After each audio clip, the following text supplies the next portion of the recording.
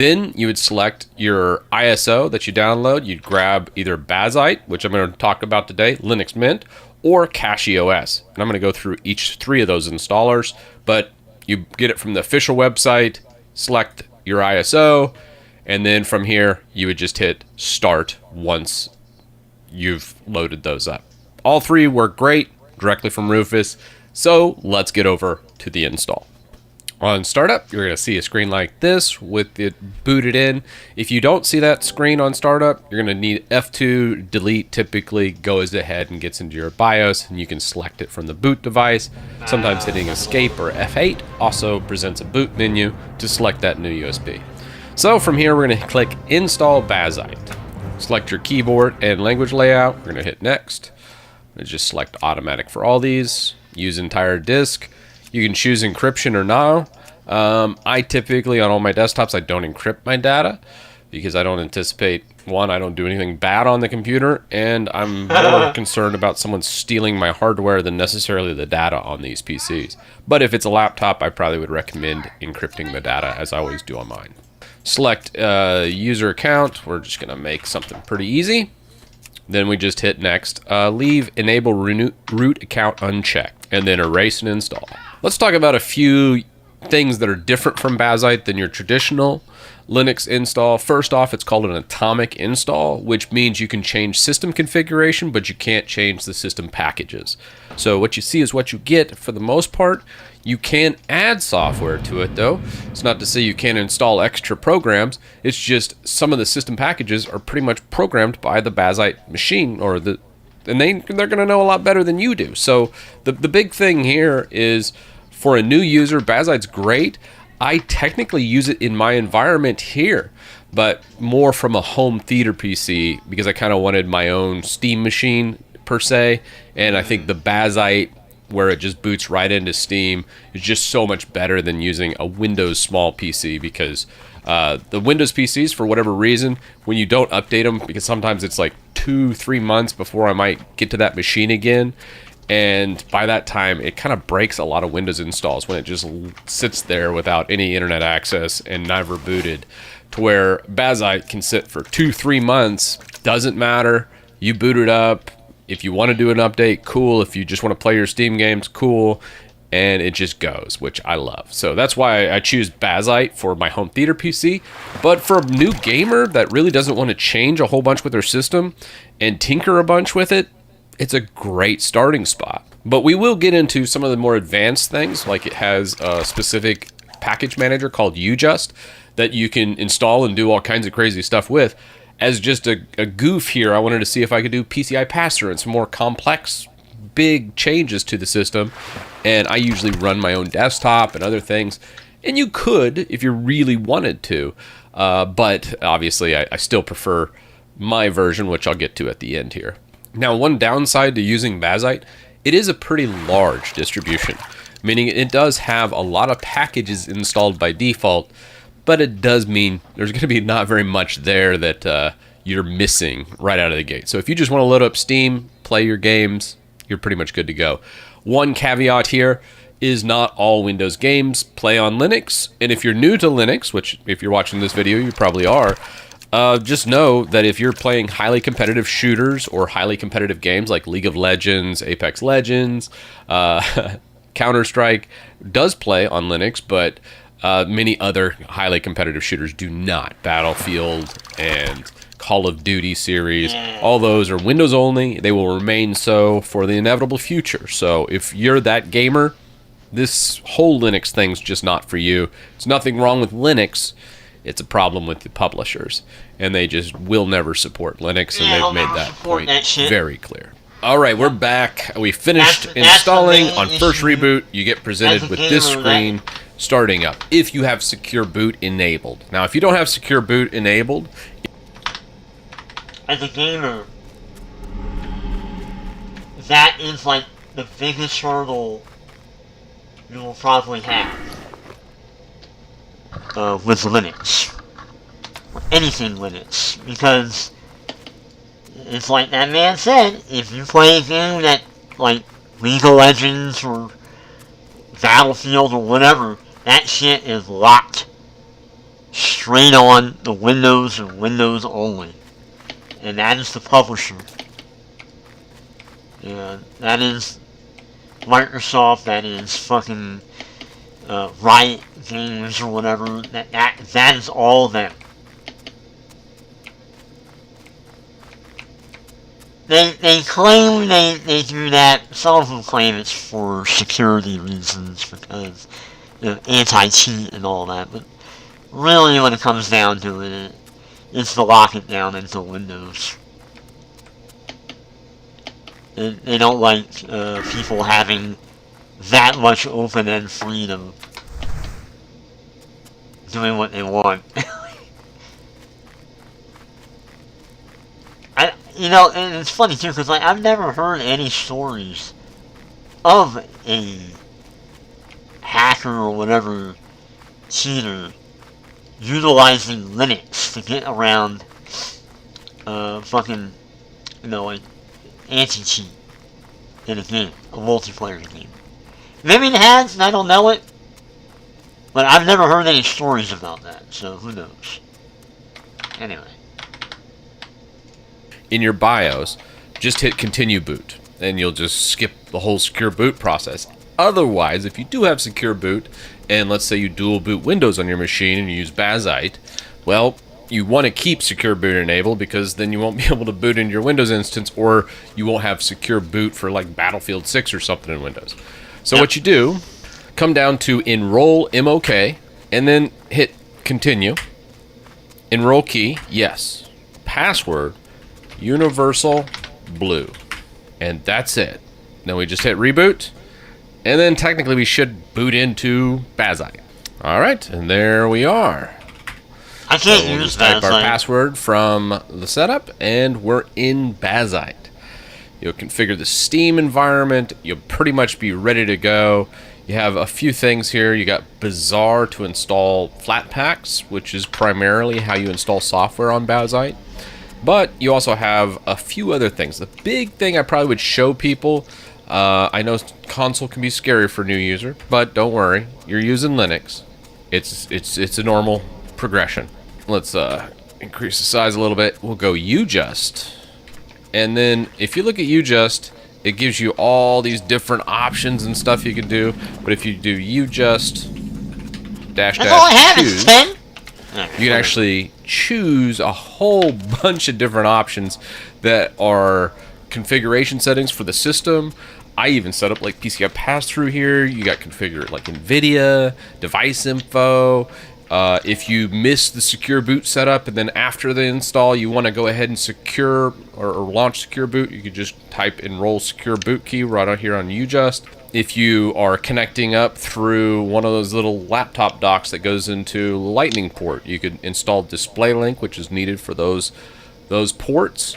If you want to control the RGB in your keyboard and mouse, Open RGB can be good, although it can be kind of confusing because there's only limited support for different things in Open RGB.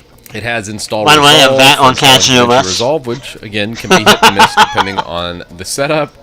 Resolve has its own sets of quirks, which I need to go into a complete different video on how to set up DaVinci Resolve in Linux, because it's my primary way of editing all these videos is using Resolve in Linux now. And probably some of the big ones for the gamers out there, like in setup Decky, you absolutely have to do Decky, I think, if you're doing it in a home theater PC. I love Decky. Also do a lot of different things with this when it comes to doing like EmuDeck and other emulation, which I do also on here, which I don't think they have an EmuDeck set up here, but I did install EmuDeck on it. And then finally, probably the last thing to do is probably just an update. The big thing here, you just update. We'll go ahead, go through this entire setup. It uses something called Top Grade. Now, I need to do a video on Top Grade as well, because it's my preferred way to update Linux. And actually using Bazite was where I got this from. Top Grade's amazing. It does system updates, it does DistroBox updates, it does Python, any kind of environment such as Cargo if you're a Rust developer. Top Grade's amazing, and it also kind of updates all the packages. Like if you download a bunch of Git repos, it will update those as well. So Top Grade's just fantastic. I love using it. I can't say enough great things. And I learned that from Bazite, actually. I never saw the package before I used Bazite like a year or two ago. I think it was like 2 years ago when I made my Bazite video. I don't know. Time's weird these days.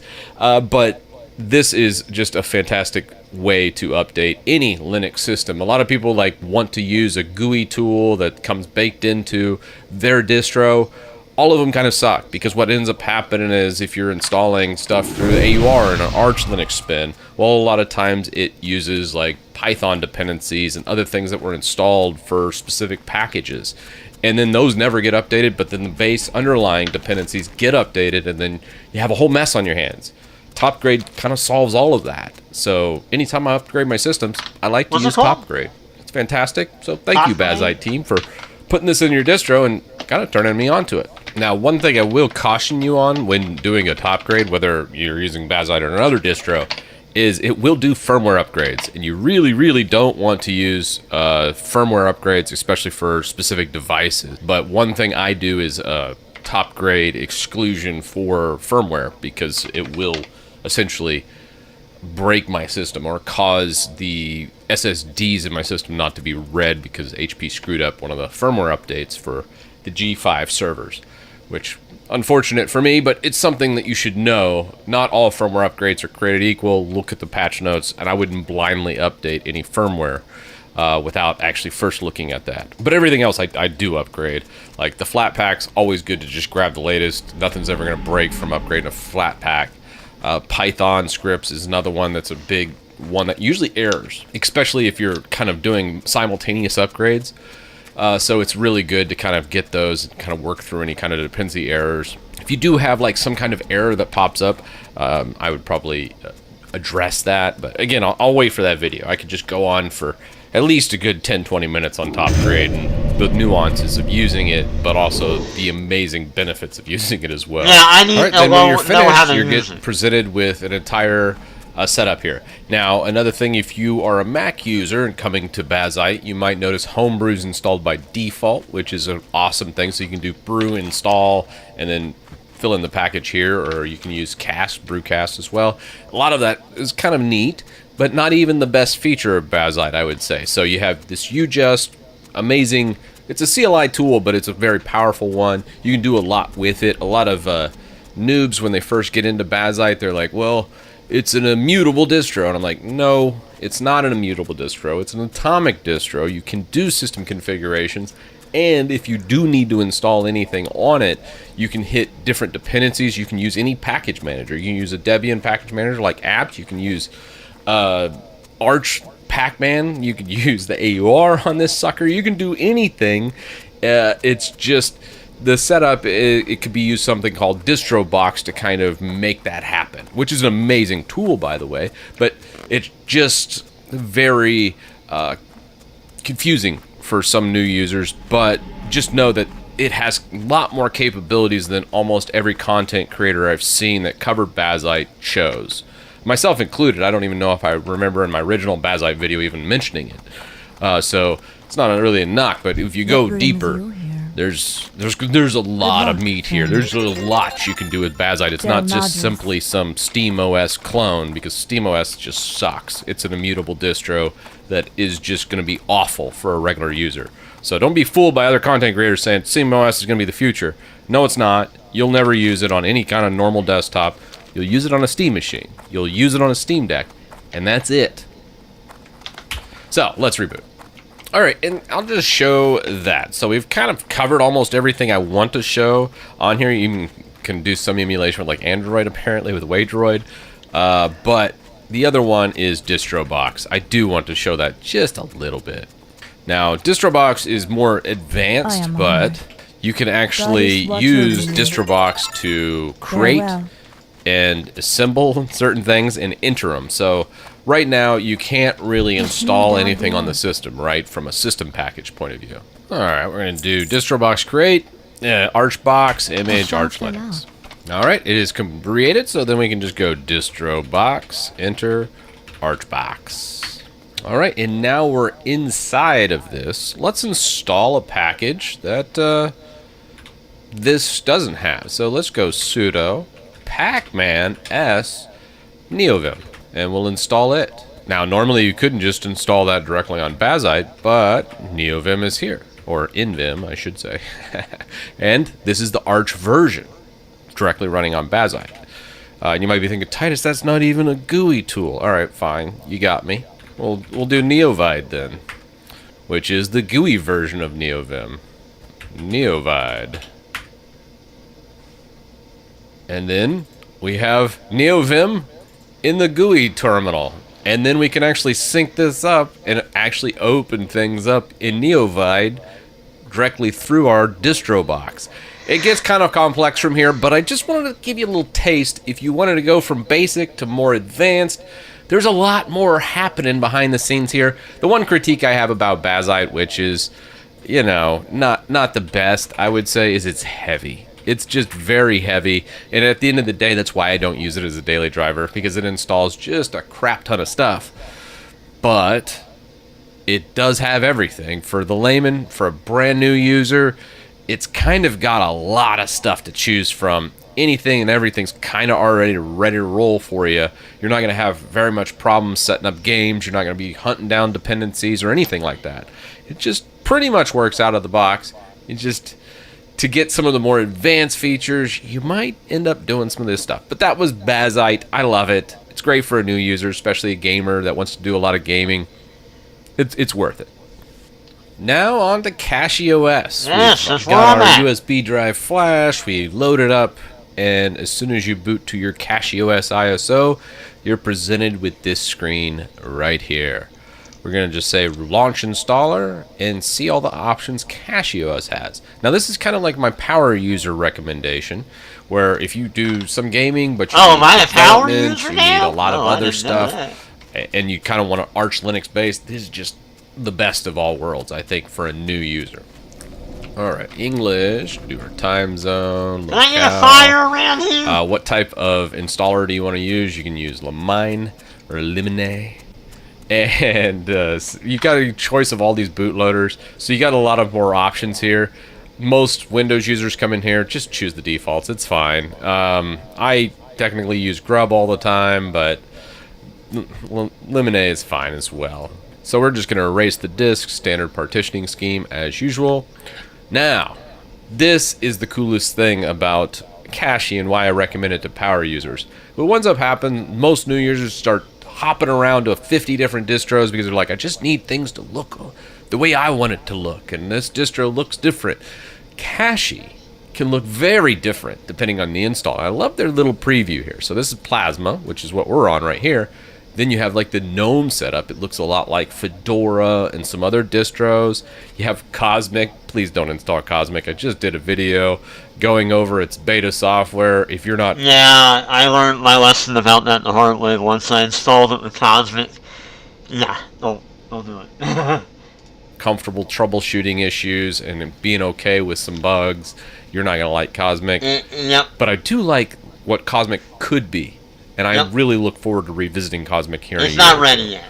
Nuri, which it's a cool, like, it's a scrolling window management, and it's neat. It's just kind of mind blowing for new users, but you kind of see how the exploration of Cachy goes for a power user. Cinnamon, this kind of emulates your Linux Mints out there, so it gives that's the desktop environment for Linux Mint, so very solid. Budgie, I've never been a big fan of Budgie, but I also don't want to hate on them because there's kind of soulless distro that kind of did its own thing, but Cachy's like, sure, let's throw that in there. Mate, this is kind of throws it back to the 90s, but it's very old, but it's also very good and stable, and any Mate user out there will be like, Titus, don't you say anything bad about Mate, I will kill you. So Mate is good if you like something from the 90s. XFCE, I always have a soft spot for XFCE. The only complaint I have about XFCE is the defaults make it look atrocious, like it's from the 90s, but Cachy already kind of pimps it out for you, so it looks like a modern system. Personally, I kind of like XFCE a little bit more than Plasma, but I still highly recommend for a new user to probably pick Plasma to start with. But man, I just always, this is probably will be one of my top CachyOS recommendations. LXQTs, if you don't have much hardware, this is a bare bones kind of install. So LXQT and DE, I'm surprised they even put DE in here. It's kind of old. I don't even know if it's, I thought it was deprecated, but it does use almost no RAM. So I think they just put these in here for lightweight options. UKUI, I have no idea what that is. That's a new lightweight desktop environment. Interesting. Similar to Windows 7. Nice. Hyperland, I did videos on Hyperland. It's, I think Omarchi and a few other distros run it by defaults, but it's cool that they have this here.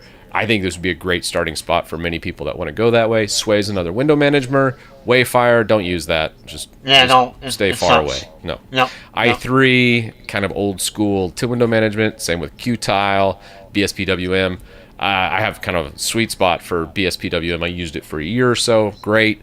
OpenBox is just like bare bones, but God, they made OpenBox look good. That's kind of impressive. The problem is it doesn't look that way. Very neat. You got a lot of selections. Warning. Their version of OpenBox is not configured. At least the last time I installed it. So, fair warning on that. But for a new user, I would stick to Plasma, GNOME, if you want to go this, and this is like your thing. More for like a Mac user, probably. Cinnamon, if you really like the Mint aesthetic, then Cinnamon would be a choose, and then probably XFCE4 would be those. And I would probably stick to those, and if you want to get into tiling window management, I think you almost have to go with Hyperland to start with, and then maybe if you're feeling just dangerous, or if it's a virtual machine and you don't care about it being weird, Nuri's super cool. A lot of people rave about it. It's kind of a weird scrolling window manager, and very interesting, but most people just stick with Plasma. Next up, packages. You can choose all the stuff, but typically if you don't know what you're doing, don't just install a bunch of desktop environments here. Just click next and next and install now. Now when we did Bazite, the install did take roughly 15, I know it was 25 minutes actually on this system. You'll notice right out of the gate, Cache just does it a lot better, and it's a lot more minimal because it's just giving you a solid base to tinker with. That's why I always like, if you're a power user, this is where you should start. There's just so much that it offers. But you don't actually have to manually install everything either, so it's a good starting spot for a power user. The other thing that it has for an advanced user as well is you can toggle the log, so you're not just looking at JPEGs that the distro put in.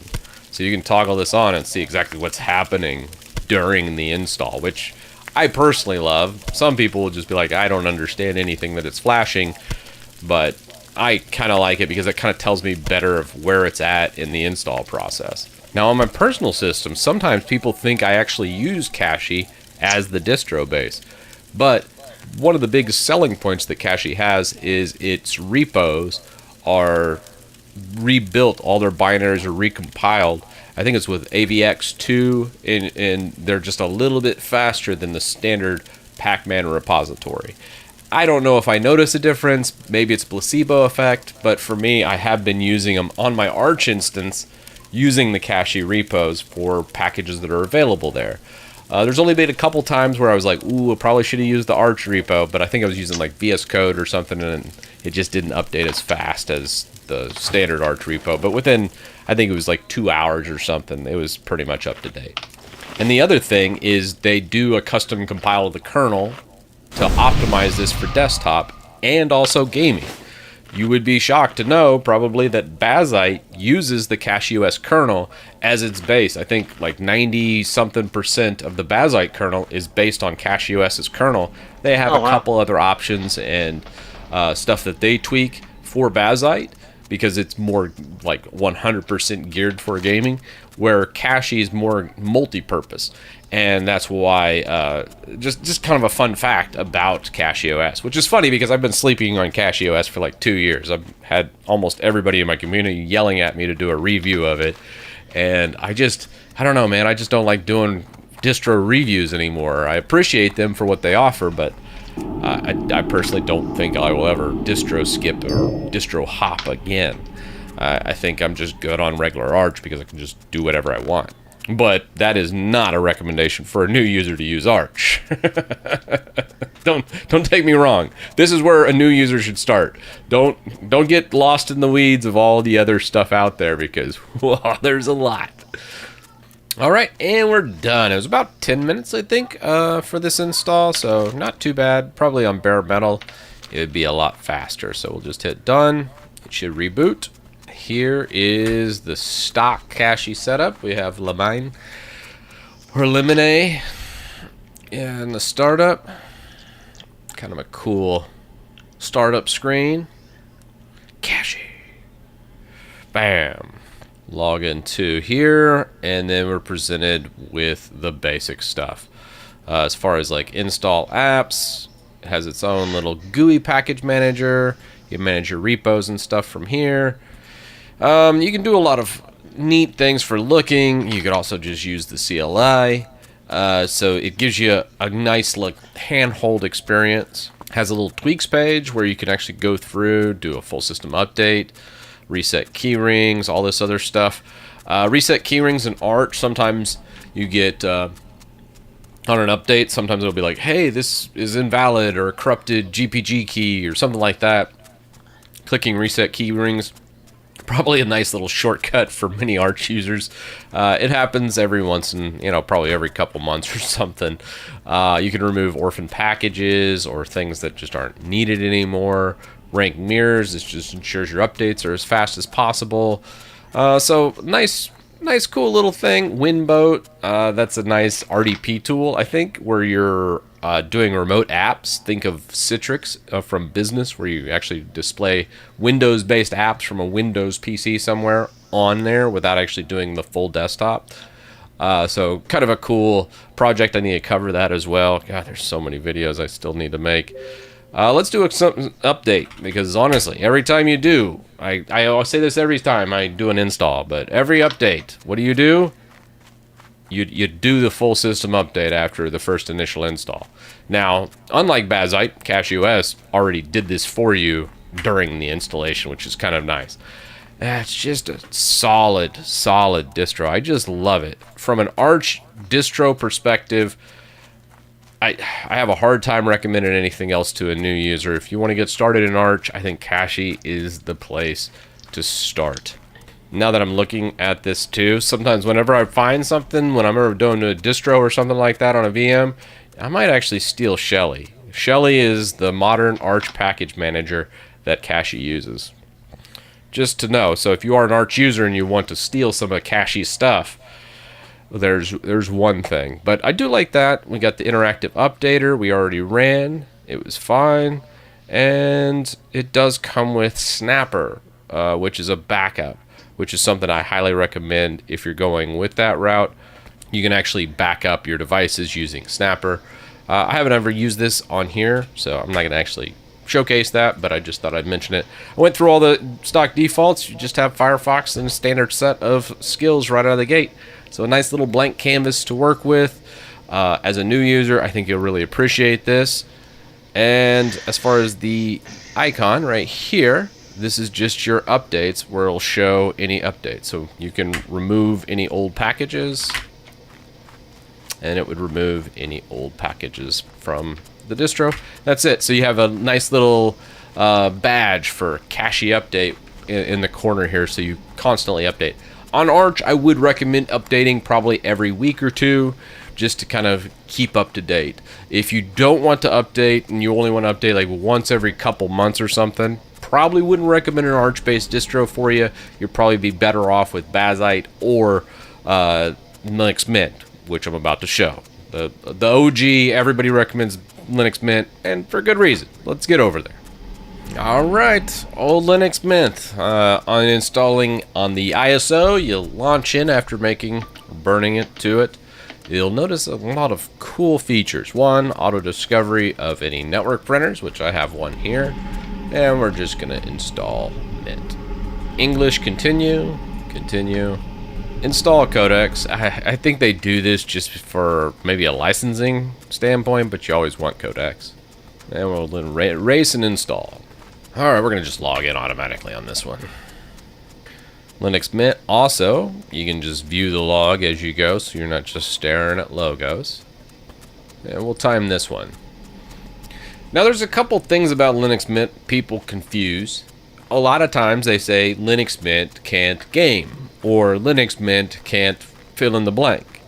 This is what the Linux users call new users a skill issue. And it totally is. All these distros are starting spots for users. And I kind of lay out the purpose of each starting spot. But if you can't get something to work and you think it's going to be better on another distro, that is a skill issue. That means you don't know something and you don't have the ability to make it work. To say another distro will be different is a bit foolhardy. Some of them might do it better out of the box, but it's just a matter of time before you probably break it, if that is the case. So whenever you're trying these things, some of them have better starting spots, but just know you can do anything on any of these distros. That distro box from Bazite, you could install on Linux Mint and then run AUR packages if you wanted. So don't think, oh, that's in the AUR, I can only use Arch stuff. Well, I mean, technically you could mix and match these things. I don't think I'd recommend this, because you should just build from source based on what's in Linux Mint, or install the Flatpak if you want to go that route, where Flatpak, just like using Bazaar on Bazite, we could use the store here and install any Flatpak that Bazite has here, or Cache for that matter. The thing that's different about Mint, and why some people say it has older software, is because it's based on Ubuntu, unless you're using LMDE, which is based on Debian, but technically Ubuntu's based on Debian. I digress. What I mean is, it is running older packages. So the stock packages, let's say you install GIMP on CacheOS, and you install GIMP over here, which is just like Photoshop alternative software. In Linux Mint, that GIMP version will be older, usually. Yes. Sometimes by 2 years, sometimes by 6 months. It depends on the software and the release cycles. But if I needed that new version, like Cache does by default, I could install the GIMP app image or Flatpak, and then that would bring it to the exact same feature parity over here. Or if I build from source, same thing. I could get that there. It's just a little bit more difficult. So if you constantly find yourself on Mint going, I really wish this was just a newer package version, then maybe you should be using Cache. But if you don't care and you don't even know any of these things I've just mentioned, Mint's probably a better starting spot, because the stuff over here is just going to be so much more reliable. It's going to be a little bit older, but it is going to be tried and true, and it's going to have almost no bugs. And there's another killer feature of Mint, but I don't want to spoil it. Let's go ahead. I'm going to finish this install, and then we're going to boot to the desktop. All right, there we go. Looked to be about 10 minutes, a lot like Cache. And here we go. Linux Mint. Not much to say, but the cool thing is it has a good walkthrough. Probably one of the best intros of any Linux distro in existence. You set up your desktop colors and say, hey, I want dark mode instead of light mode or mixed. Okay, great, that's done. Set up snapshots, log in as your user, set up your backups. Oh, I'm missing an NVIDIA driver. I'll go ahead and check that here and then look to see that's installed. We're already getting a pop-up to install my printer. You got your update manager. This is a specific Linux Mint thing where it goes through, checks the entire system for updates. Said, hey, do you want to switch to a local mirror? They're faster. So you always say yes to this, and then it'll say, okay, which one to switch to? Probably Usenet. Since I'm in the US, it has pretty good mirrors. Kind of like how Arch users do it better, though. I'm just saying, we need to rank mirrors up in here stat. I'm sure there's a better package for this, but anyway, I'm sorry, I digress. You can add PPAs, which I haven't used it forever. Additional repositories, other things to expand your software selection in Mint. But overall, solid, right? Update managers, simple. Change your system settings right here. You have all of that. Switch hot corners, gestures, set up different accounts, font selection, screensaver, privacy, you name it. firewall. I actually did a video just about going over basic stuff. You have, I think it's GUFW here. Let's check. Yeah, GUFW, and you'd set all this up. Deny incoming, allow outbound. It's just some basic stuff. So typically, this is what you do. I'm gonna go ahead and disable that, and it just gets you going exactly how you be. This shows any updates, so you can say, hey, there's one update available for Mint upgrade info. You can just apply that update, and there it goes. And then your system's completely up to date. That's how easy the update system is in Mint. And the cool thing about Mint is if you don't update very often, it still doesn't break your system. It's still capable of going a month, 2 months even, and it should be fine. Probably Bazite does it a little bit better because it's an atomic system, so you can go like a year or 2 years with Bazite and then update all of a sudden and it would be fine for the most part. So it depends on the system, but I just love this to death. So very simple. I mean, it's very intuitive. There's not much really to go over here. It's Mint. Install it, try it out. If you're just a basic Office user, you just want some LibreOffice and some basic internet usage. I think it comes with Firefox. Yeah, Firefox by default. And yeah, you're good to go. So for an Office user perspective, or just a basic user, I think you don't install anything but Mint. It's the most simple, logical choice. So that brings me back to my desktop. You might have noticed something. This is for new users. I use Arch Linux. I'm constantly trying out different things, but I've had this installed for more than 2 years, and I've gone through all kinds of crazy stuff. Right now I'm running some nutty experiment of trying Ex Libre instead of Xorg or Wayland. It's going okay. Maybe making it into a video, probably not though. I still would probably recommend Xorg over Ex Libre. But it's still like something where as you get older, it's not really, and you get more experience, it's not really about the distro anymore. And you'll get to the spot where you can install and do pretty much anything on any distro. So it's less of, hey, I have to have my distro. That's just, anybody that says I have to install this distro to get my work done is someone that doesn't know that much about Linux. At the end of the day, Linux is Linux. The distro does not matter. It's just a starting spot. So these are your starting spots. Simple gamer that just wants stuff to work right out of the box. Bazite. You are a power user. You want some of that Arch goodness. You want some of that bleeding edge. And you want to kind of tinker around and try a whole bunch of different looks. CachyOS is really the only option. And then third, you are just an Office user. You want things to work, you want stability, you want reliability, you want something that's been around for decades. Linux Mint is the only option. And I think that's the starting spots for a brand new Linux user. Don't get confused by here's the top list. Here's the Linux tier list with 50 distros on it. Guess what? Half of them you're not even going to be able to use. It's just, these are what new users should use. It's what every top distro should be. It's what every tier list should be. This is what you need to know.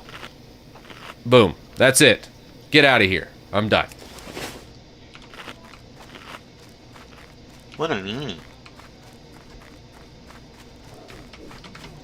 Witness the birth of the incredible Nintendo Entertainment System. You heard me saying a prayer for someone I really could care for.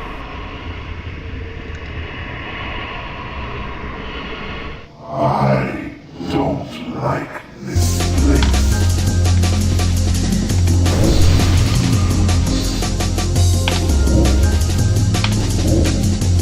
That's bullshit, you fucking dumb little furry motherfucker. Get out of here.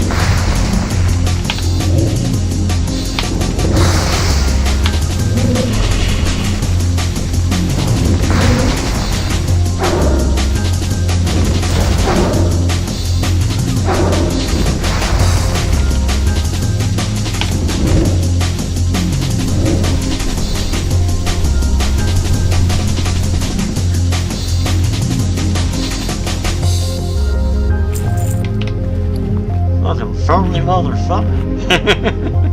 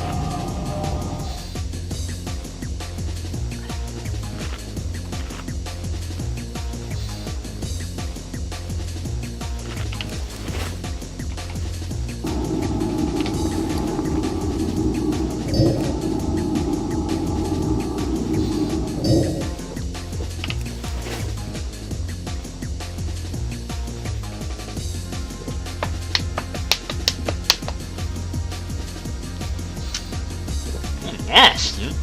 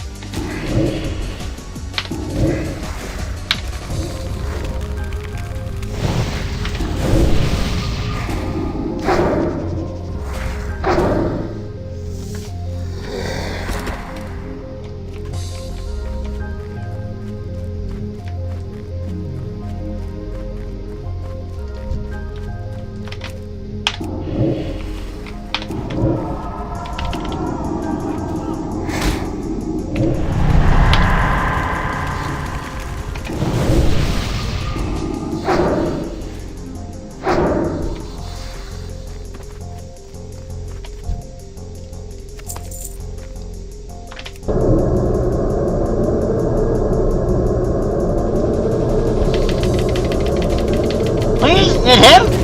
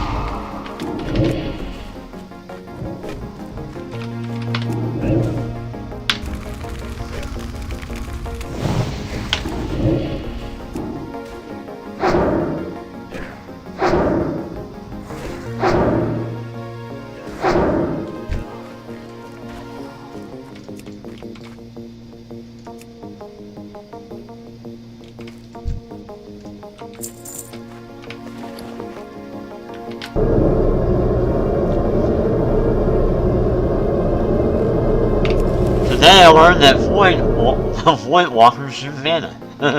Who knew? I didn't know that. Did you know that? Oh, well.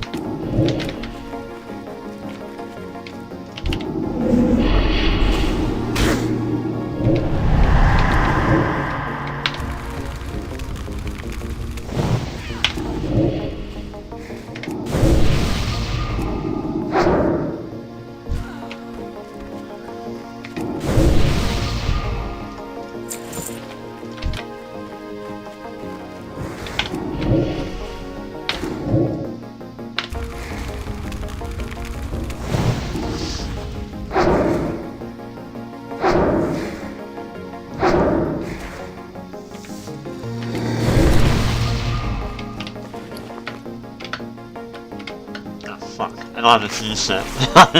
My bad. Right about that.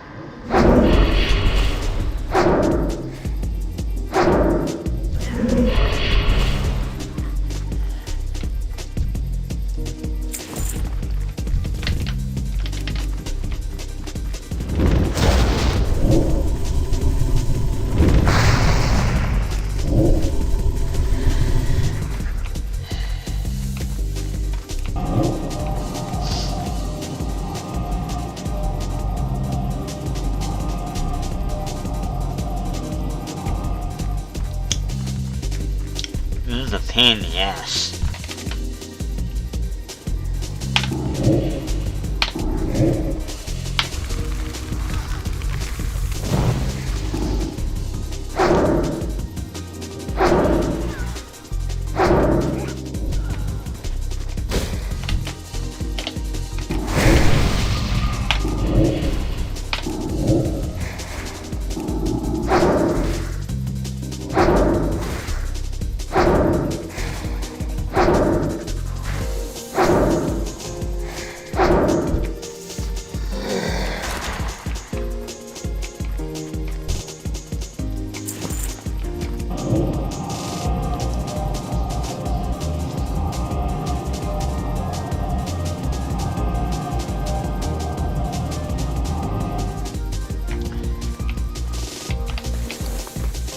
Damn, man.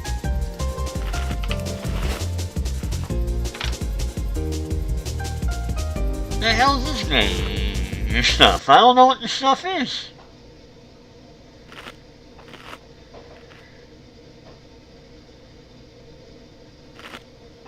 God, I hate the clickbait titles that they do. Man, I really do.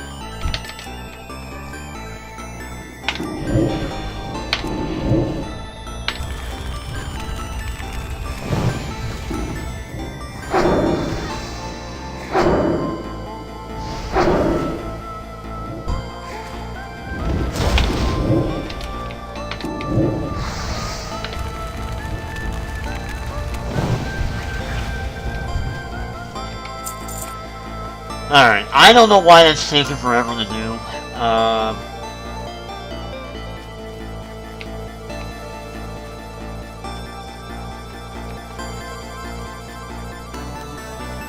What I do know is that I have to go back and get something to light a fire with.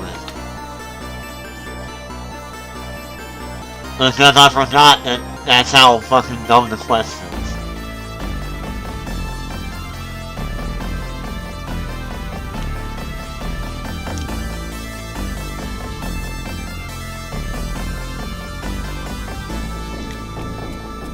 Unless there's a fire around here, that'd be fucking cool.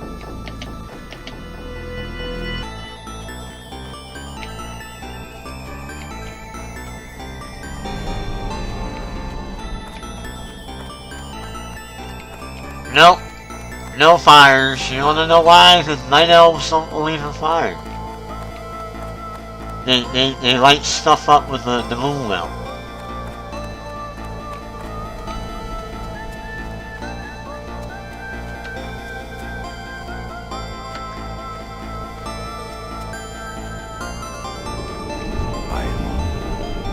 Good luck. No fire around here? No. It's all moon water. Like, nobody believes in fire around here, apparently.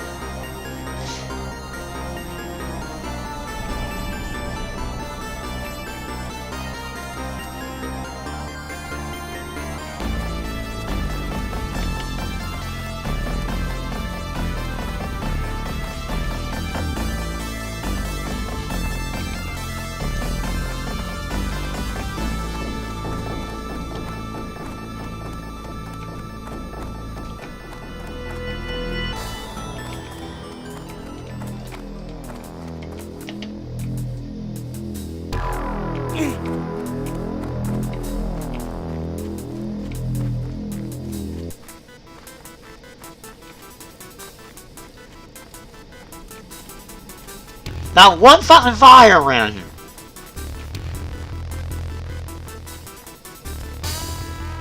So I gotta go all the way back to go get, like, tinder and all that so I can make a fire.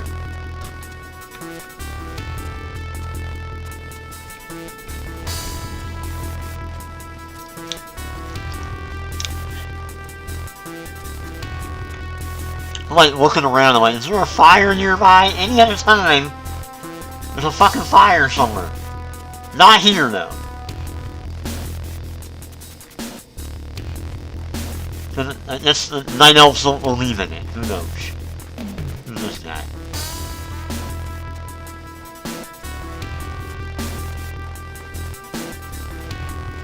I've never been so annoyed by a fucking quest. It shouldn't take long to do.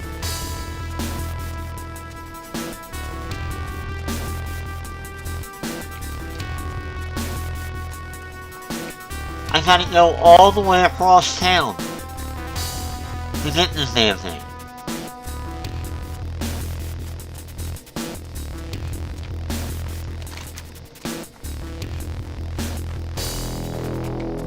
Oh, I can do that, right?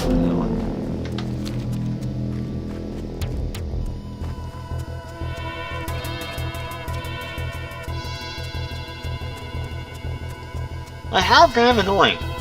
What an annoying quest.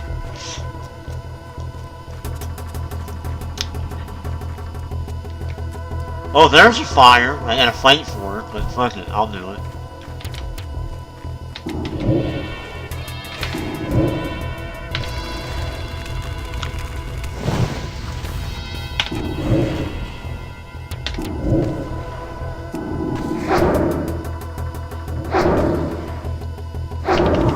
Oh, never mind. Okay, now his friend just popped up. That's... Ah, you bastard! Fuck you, here.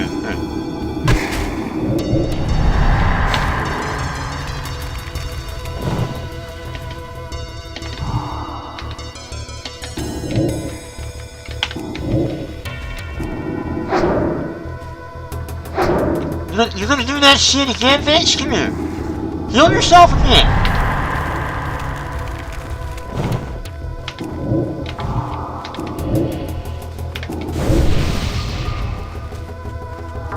I'm waiting for him to do it again. Do it again. Do it again, bitch. Get ready.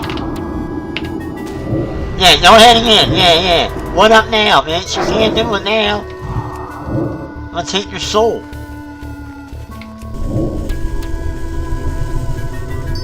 There you go. Thank you. He was a bit higher level than me anyway, so like, I didn't realize that until I started fighting him. I was like, oh shit. That was a bad idea.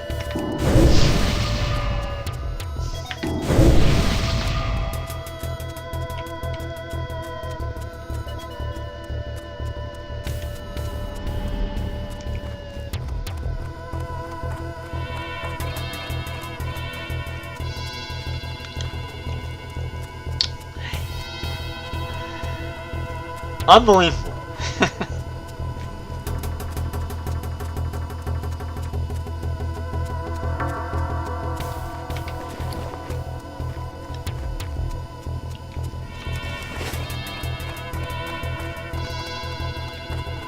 Okay, so where did I fuck up?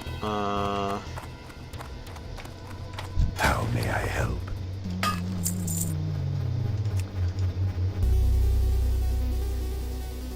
Farewell. Alright, do we not have a general, goods guy? I thought we did. Ishnuala. No, Ishnuala. Can I do that? Do that. Go in peace.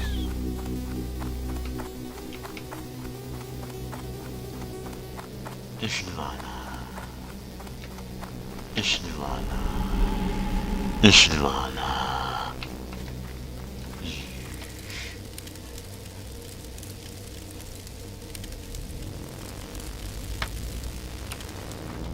How long? Oh, we only have 5 minutes on this shit? Ah, hell! Fuck, man. I'm not gonna get there in 5 minutes.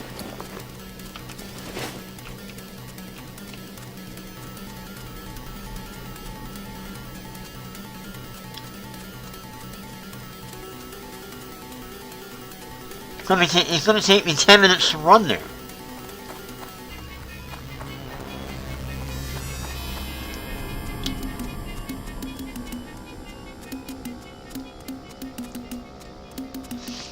One thing I know, what is it, after 4 o'clock? Yeah, get dinner rolling.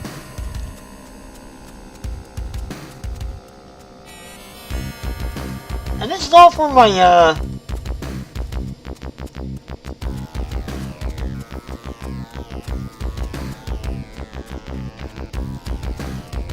this is all for the succubus, demon pet.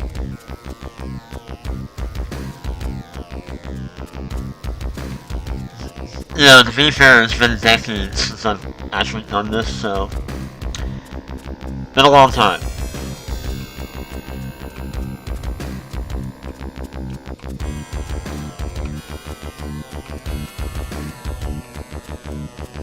The only bit about this questline that I remember having to do was trying to get to,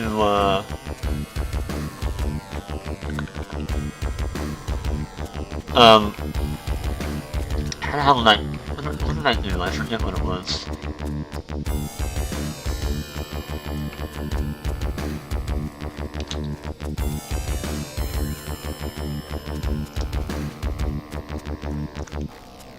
I think I ran this way if I remember right. I went through Azurvale and all that. I do remember that. I remember the hardest part was just getting over here. I was like, how the hell, oh dude, the first time I remember finding out that I had to not only go to another continent, but I had to do this all on foot to get my fucking Warlock hat. Like, that was the first moment where I was like, contemplating on quitting the game, like after that. I was like, I think I'm done. I don't think, no. I think I might have, actually. I remember getting the Warlock pet, and then that was like the last time I remember ever playing on that account. I never touched the Warlock again until Wrath.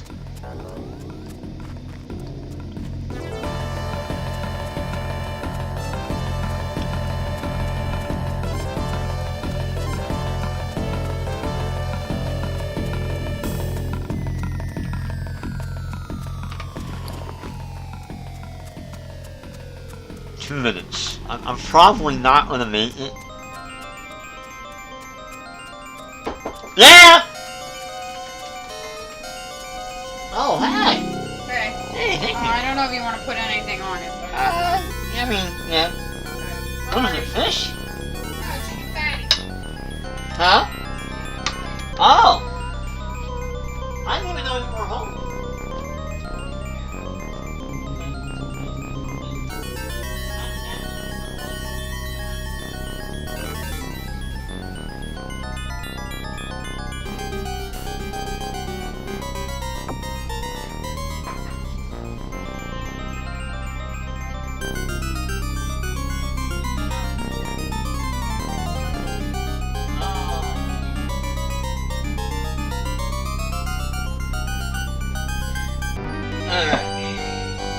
Oh, wait, no. That was dinner. Man, dinner instead.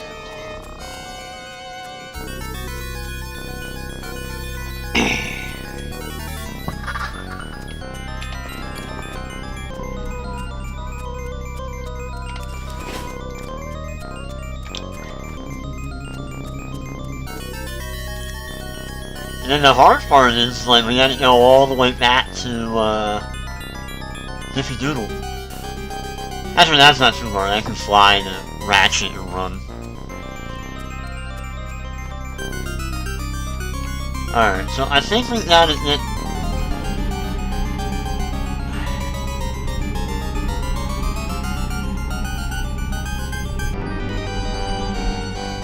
Oh, you bastard! It died out as soon as I went to use it. Ain't that a feat. Alright, so we gotta get another one, right? Yep. Alright.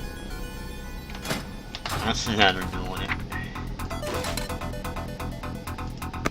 Look around and find out. Yeah, I forgot that you have to, like, basically light a campfire with this dumb thing.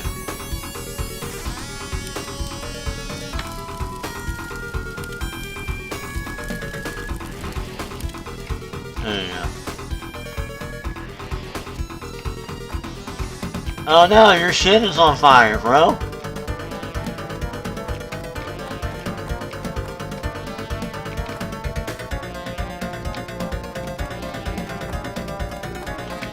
Yeah, hurry up, your house is on fire.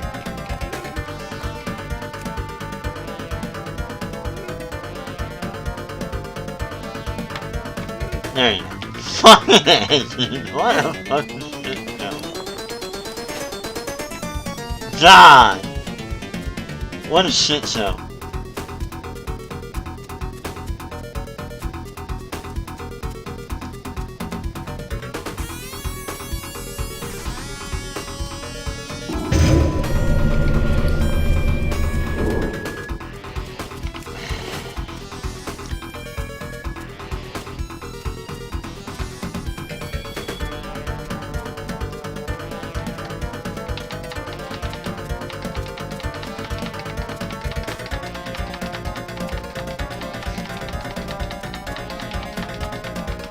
And that's not even half of it, because like that, then we have to take it back to the dudes that are in the Barrens. So that's a trek.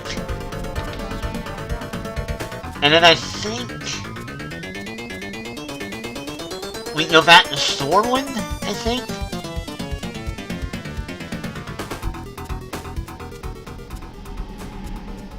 I think we go back to Stormwind to summon it and fight it or whatever, and then that's it.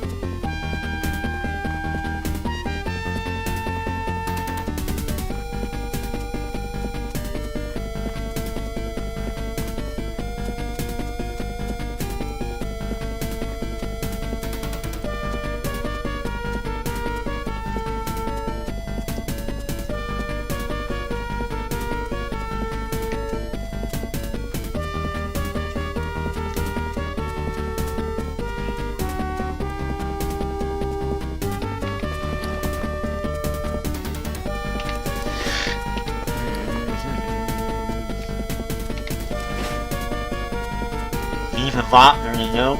2 friends. Leveling together. Best buddies.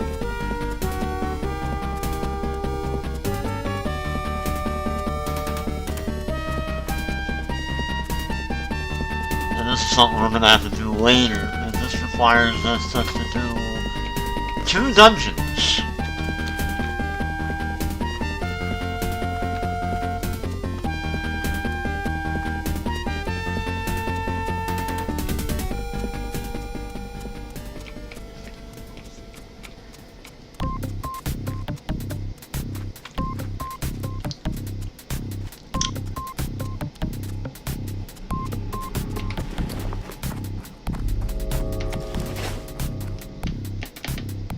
So now we can fly out the ratchet.